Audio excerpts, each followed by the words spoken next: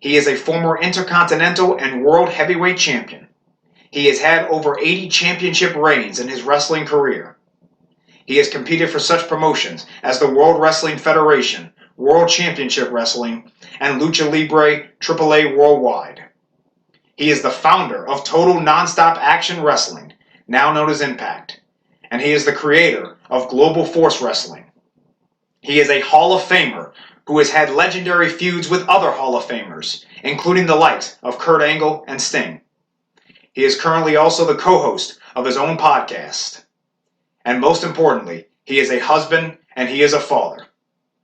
And now, everyone, it is my honor that I ask that you please welcome to the Putting You Over podcast, Jeff Jarrett!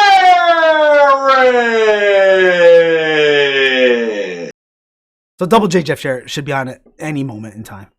Here, brother. Oh, he's here! Oh, phenomenal. Welcome to the Hello, sir. Two-time Hall of Famer, Double J Jeff Jarrett. I'm sure you've never heard this before, but it's JEFFJARRETT.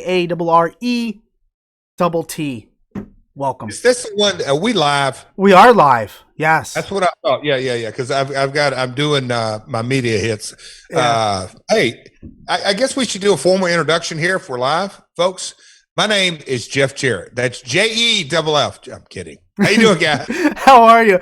We had a friend in the chat ask weeks ago or not weeks ago, because this came up last minute. I don't want to talk to nobody in the chat. Good. I want to talk to you.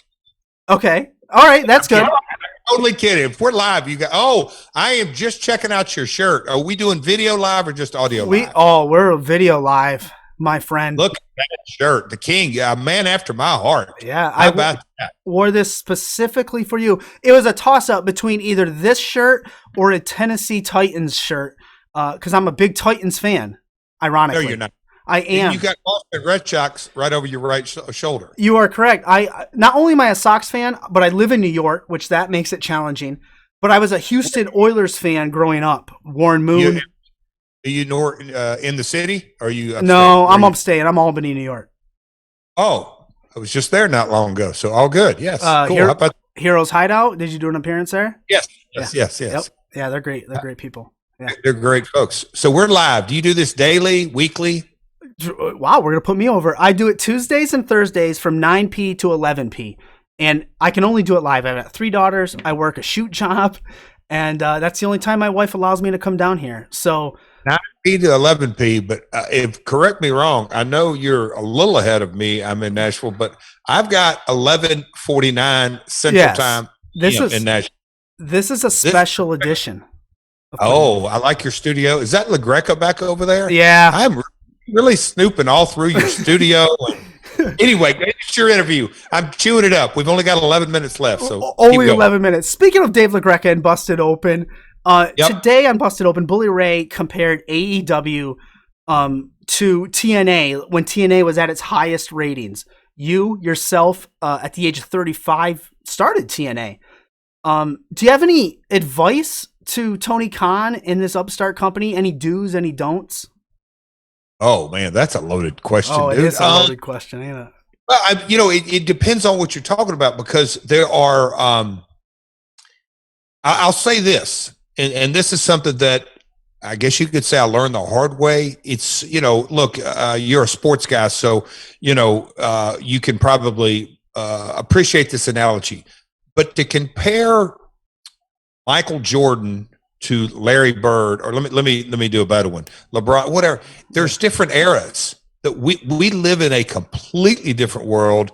Next year will be 20 years ago when I started TNA. That's prior to YouTube and social media and streaming, and cable network is a completely different animal in the 2000s than it is today. There weren't streamers. Also, the connectivity of our audience. I mean, in 2005, 6, 7, I can remember going into the office and saying, "Hey, I just got back from Mexico. I love this 6-sided ring." They're like, "What is AAA?" People even in the industry weren't completely dialed in. Now, as you know, me and you can flip on YouTube or Instagram, Twitter, and check out New Japan results, AAA results over in the UK. So the wrestling world is much more connected, much more transparent, much more engagement. But at the end of the day, we are still after engaging our fans, and a lot of times you can't. The vocal minority will put you out of business. Yeah. It just will. It's that simple. So you sort of have to navigate your way through everything and understand just what your end goal is. And that at the end of the day, I've said this, whether it was my grandmother who got into the business in 1946, and she taught me this, and my father was all about it. At the end of the day, there's two colors of ink, black and red. If you don't stay in the black, you're out of business. I'd say it's that simple, but it is that simple. Right. And it is a business. I think you said it perfectly. And yes, it's a business. First and foremost. A lot of us fans sometimes are blinded by that. We don't see the fact that it's red and black ink. And I think and look, a lot goes into that, and look, we all like, that's the thing I love about this business. But you just mentioned the Titans. Everybody wants to play armchair quarterback. Oh my God, Derrick Henry's out. Oh my God. So now we, all the different things like that, because we like. Look, we don't know what goes on in that locker room. We don't know what Vrabel's talking about. We don't know we don't know the injuries. We don't know the schemes. We don't know this. We don't know this guy's girlfriend is breaking up with him. There's so much behind the scenes. But in wrestling, it's the same way. When you see a show and say, "Oh, I wouldn't have formatted that. I wouldn't have put that guy. I wouldn't do that." Hey, at the end of the day, ratings are a barometer of results.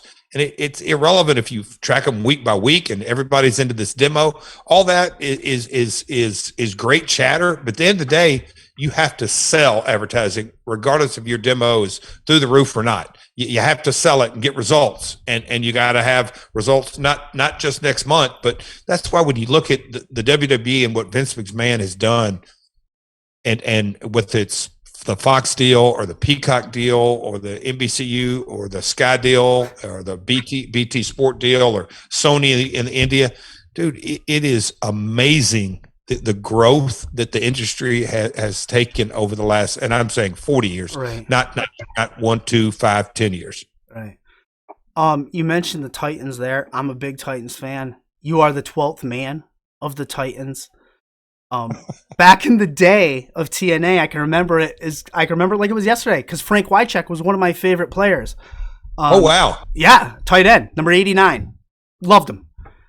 One of my buds, yes sir. Yeah, and back then when they were involved with TNA, it was their off season. NFL is a 24/7 sport. How did it come about that TNA worked with the Titans then? And how beneficial was it for TNA? Oh, it beneficial in ways that I don't think we have enough time to go into, but brand awareness in this market. And when I say this market, I'm talking about Nashville, but they are, what you said, NFL, the biggest sports industry in the world. I think the Premier League may take offensive of that, but no. Look, me and Frank Wycheck's relationship started in the 90s, pre their Super Bowl run, but as they were building, we became buds. He was new to town. I'm working all the time, but he was a wrestling fan. And so that's how originally me and Frank, if you remember the Music City Miracle, and I'm sure you'll agree with me, that was a completely legal play. But no, we connected. I wore the Wycheck jersey on Nitro, and we stayed friends. And then when I launched my company, whether it's Pac-Man Jones or Frank Wycheck or Bandit Bosch, we had that relationship through the years, and it was very beneficial in a number of ways. But Wycheck getting to wrestle, I'll never forget it. And I know we're getting we got a couple of minutes left, but when Wycheck literally walked through the curtain backstage at Slammiversary, that was in 2007.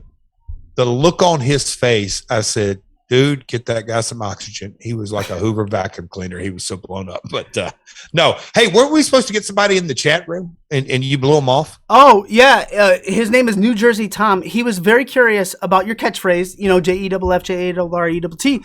He wanted to know the origin story of that. Who came up with that? Was that you? Was that creative? Was that someone else? The spelling of my name, you said? Yeah, the way you say it. Yeah. Yeah. So Vince, and you gotta tip it to BKM.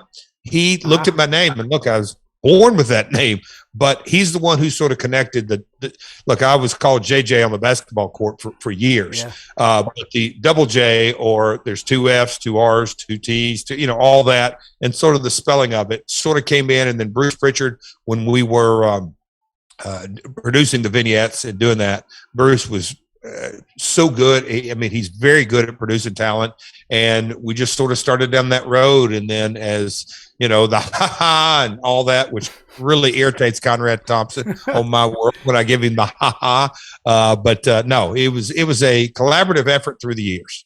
Awesome. And, I know we're winding down. I only got one question / point left. You talked about My World with Jeff Jarrett, something you're doing with Conrad Thompson. I just watched the Titans thing. And I think you were talking about Beetlejuice as well, which I found very interesting. That's how your kid was introduced to Jeff Jarrett in ring work, was you hitting Beetlejuice with a guitar shop. You got to love middle school kids that are on Instagram and they see the GIF.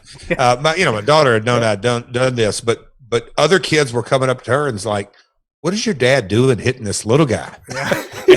My daughter well, I don't know if I can explain this right, but good old Beetlejuice. That guitar shot is the gift that just keeps on giving. It's great. It is phenomenal. Mr. Jarrett, why don't you explain to us what we can expect on My World with Jeff Jarrett? You can find out wherever you find podcasts. I had free shows. I was watching it on YouTube.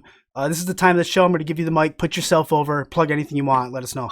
You know me. I don't like to put so what you got to do is, listen, I make it simple. Yeah. At Real Jeff Jarrett is Twitter, Instagram, Facebook. It's my website. That gives you all the information. I make it very simple. Our podcast drop, new episode every Tuesday. You can get it on video through YouTube, but if you don't want to hear, if you want it ad free and you want it early, and then a boatload of bonus content, adfreeshows.com. Go there. It's the Patreon site.